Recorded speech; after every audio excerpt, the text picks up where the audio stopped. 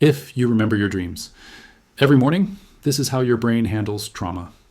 Ever wake up with that weird, heavy feeling that you didn't just sleep, you lived a whole other life overnight? You know the feeling.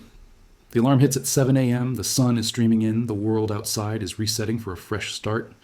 But your mind? Your mind feels like it just got back from an epic, exhausting odyssey. Maybe your heart is still pounding from a chase scene that never actually happened. Or you wake up with this deep, lingering sadness because you just had a vivid, hour-long conversation with someone you haven't seen in 10 years. Or maybe you wake up laughing at an inside joke that only makes sense in that bizarre, technicolor world inside your head. While most people you know, your friends, your partner, seem to hit the pillow, fade to black, and wake up refreshed like a blank slate, you are carrying the weight of complex emotional narratives. You're essentially living a double life, one that is logical and scheduled during the day, and one that is wild, emotional, and completely untethered while you sleep. For a long time, society has told us this is a problem. You've probably heard it all. Wow, you must be so stressed, or did you eat spicy food too late? Or the classic advice, you really need to learn how to shut your brain off. And if you're like most people, you've probably spent years believing that. You might think this dream hangover is a bug in your system, a sign that you're broken or just bad at resting. But what if I told you that remembering your dreams vividly every morning isn't a failure? What if it's actually a biological secret that reveals you have a superior capacity for emotional processing? Modern neuroscience and trauma psychology are starting to paint a very different picture. They suggest that frequent dream recall is a clue that your system doesn't run away from pain. It faces it. It's a sign of an active resilience mechanism working the night shift to resolve issues your conscious self can't quite handle yet.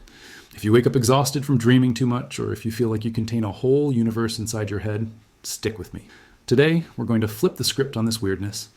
We're going to dive into the science of REM sleep, the architecture of memory, and discover why your busy nighttime mind might actually be the greatest healer you have. If this is already resonating with you, if you're someone who wakes up remembering your dreams almost every single day, do me a quick favor right now. Hit that like button and subscribe to the channel so you don't miss more videos like this one. It really helps us reach more people who need this kind of understanding. Thank you. To understand why you remember so much, we first have to bust a major myth. The idea that your brain shuts down to save energy when you sleep. It doesn't. In fact, during certain stages, your brain is up to 30% more active than when you're sitting at your desk working. The phase we care about here is REM sleep, rapid eye movement. Dr. Matthew Walker, the neuroscientist who wrote the bestseller Why We Sleep, calls REM sleep overnight therapy. And the chemical explanation for this is honestly mind-blowing. Think about your day. Let's say you have a stressful event, a micromanaging boss, a near miss on the freeway, or just the general anxiety of checking the news. When that happens, your brain is flooded with a molecule called noradrenaline, or norepinephrine. That's the stress molecule. It's the chemical equivalent of anxiety. It marks that memory with a big red danger sticker. Now, here's the magic trick. REM sleep is the only time in the 24-hour cycle where your brain completely stops producing noradrenaline. It is a chemically anxiety-free zone. However, the emotional and memory centers of your brain, the amygdala and hippocampus, stay fully powered up. So what is your brain doing? It's taking those painful memories from the day and reprocessing them in a calm, safe environment. It's trying to strip the bitter emotion away from the memory. It's essentially digesting the trauma so that you can remember what happened without reliving the pain viscerally. So, takeaway number one, dreaming isn't random noise. Dreaming is your brain trying to heal you. But that begs the question, if everyone dreams to heal, why do I remember everything while my partner sleeps like a log? The answer lies in your hardware. Research out of France, led by Dr. Perrine Ruby, found that people with high dream recall, people like you, have higher baseline activity in a region called the temporoparietal junction. This part of the brain processes information and orients attention. The study discovered that your brain is more porous to the environment. You actually experience more micro-awakenings during the night, moments so fast you don't even realize you're awake, but they are just long enough for your brain to hit, save, and transfer the dream from short-term to long-term memory. Essentially, you sleep with one eye open. Your internal surveillance system is always online, and that leads us directly to how this relates to trauma. When I say trauma, I don't just mean the stuff of movies, war zones, or massive catastrophes. In psychology, trauma is defined as any experience that overwhelms your ability to cope in that moment. That could be a bad breakup, years of feeling invisible in your family, chronic burnout from hustle culture, or grieving a loss. When we go through experiences like that, the brain learns that the world isn't entirely safe. Now, for many people, the response to this is avoidance. They numb out. They distract themselves 24/7 with work, or they doom scroll on TikTok until their eyes burn just to avoid sitting in silence. And at night, their brain builds a concrete wall. They don't remember dreams. They black out. That might sound like a relief, but often that repressed energy pops up elsewhere as chronic anxiety, back pain, or sudden outbursts of anger. You, however, function differently. If you remember your dreams vividly every morning, you fall into the spectrum of active processing. Your mind has chosen the strategy of facing the problem, not fleeing from it. Remembering your dreams indicates that the bridge between your conscious and your unconscious is still open for traffic. There's a concept called threat simulation theory. It suggests that for people who have felt unsafe, dreaming acts like a virtual reality flight simulator.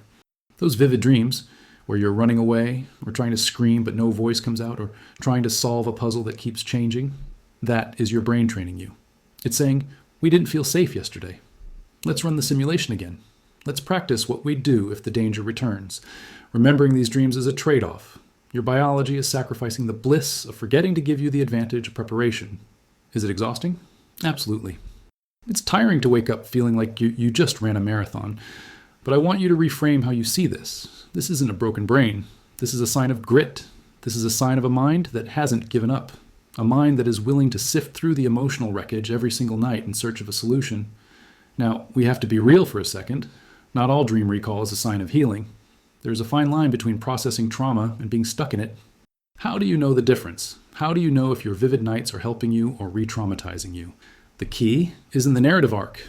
In cases of severe PTSD, we often see replicative nightmares. This is where the dream is a replica of the event. Same script, same ending, same terror. Night after night. That is a sign that the digestion mechanism is jammed. The memory is too big to swallow and the brain is choking on it. If that's you, seeing a trauma-informed therapist is crucial to help unstick that gear.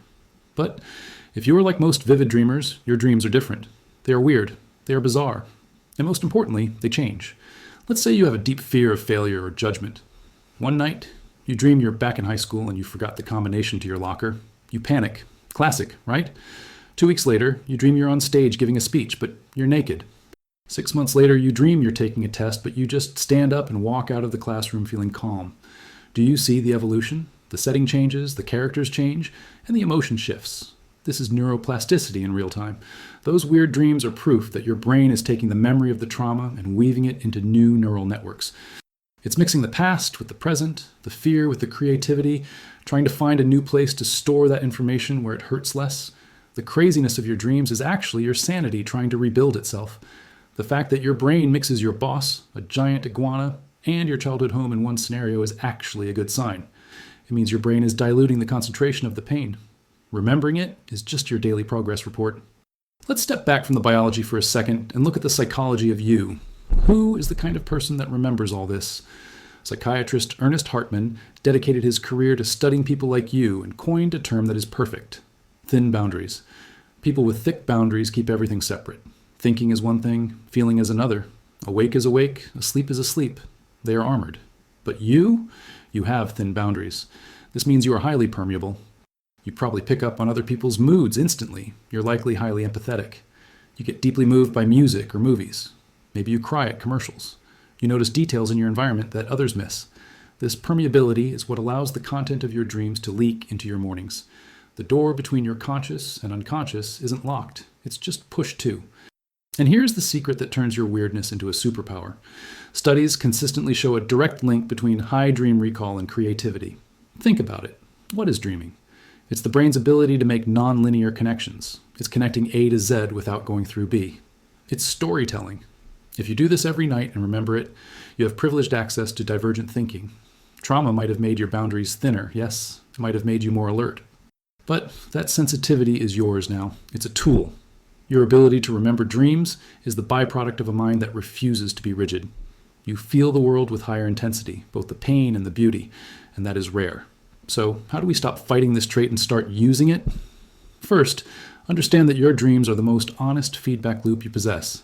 During the day, we lie to ourselves constantly. We say, I'm fine, I'm over it, it doesn't bother me. Our ego is a professional liar. But your dreams don't know how to lie. If you dream that you're screaming at your father or running away from a deadline, your unconscious is shouting the truth right in your face. Hey, we haven't resolved this yet. If you remember your dreams, you have a strategic advantage over everyone else. You know exactly where the shoe pinches. You know what you're really feeling beneath the layer of social politeness. This gives you actionable data. If you have a week of anxious, claustrophobic dreams, maybe it's time to cancel those weekend plans and rest. If you have dreams of flying or exploring new houses, maybe it's a green light to start that new project. You have an emotional GPS calibrated every morning. Use it. I know that even with all this validation, waking up emotionally hungover is tough. So here are 3 practical, science-backed tools to help you manage this load. 1. The morning dump. Effect labeling. Most people write down dreams to interpret the future. I want you to write them down to clear the present. As soon as you wake up with a vivid memory, grab a notebook. Don't worry about the plot holes. Focus on the emotion. Write, I felt humiliated, I felt panicked, I felt euphoric. Neuroscience tells us that the simple act of naming an emotion activates the ventrolateral prefrontal cortex. This region inhibits the amygdala. Basically, writing it down tells your brain, message received. You can stop shouting now. It reduces the emotional hangover instantly. 2. Imagery rehearsal. Therapy, IRT. This is the gold standard for recurring nightmares. During the day, write down the nightmare, then, and this is crucial, rewrite the ending. If in the dream you were trapped in a room, write a new ending where you find a window and fly out, or where the monster turns into a harmless puppy. Visualize this new ending for 5 minutes before bed. You are reprogramming the neural expectation. It sounds too simple to work, but it is incredibly effective. 3. Protect the transition. Because you have thin boundaries, what you consume before bed sticks to you like glue. Avoid true crime podcasts, doom scrolling the news, or intense arguments right before sleep. Give your brain good ingredients to cook with during REM. And when you wake up, don't grab your phone immediately. Give yourself 10 minutes to separate the dream world from the real world. I know that sometimes you would trade anything for a black, silent, dreamless sleep. I know it's heavy to feel so much, but I want you to walk away from this video with a new certainty. Remembering your dreams every morning is not a symptom that you are broken. It is evidence that you are brave. It is proof that even when the lights go out and your conscious mind clocks off, a part of you keeps fighting for you. A part of you keeps seeking healing, trying to make sense of the chaos, trying to integrate your past so you can have a better future. You aren't avoiding life, you are living it in high definition. So the next time you wake up feeling like you just returned from a different dimension, take a deep breath. Don't judge yourself. Thank your internal archivist for the hard work, and start your day knowing that you are, little by little, dream by dream, rebuilding yourself stronger than before. If you identify with this journey, if you are one of these nighttime travelers, drop a comment below saying, I remember. Let's see how many of us are out here processing the world while the city sleeps. Take care of that brilliant mind of yours. And sweet dreams, literally. I'll see you in the next one.